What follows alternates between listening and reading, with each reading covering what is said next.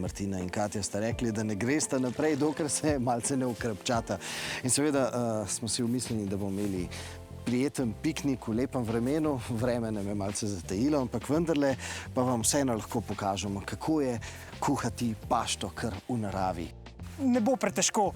Katrca nam namreč ponuja tehnologijo V2L, torej omogoča napajanje zunanjih porabnikov. In ker imamo na razpolago kar 3,7 kW moči, lahko na njo priklopimo tudi kakšne malo zahtevnejše porabnike, naprimer takšen grelec vode ali pa takšen električni kuhalnik.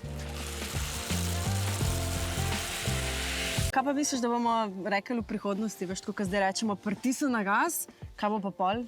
Ne vem, pritisni na štrom? Vse nekaj manjka, elektrika, tisto, veš, pritisni na gas, meni vse nekaj dodatnega dane. To je.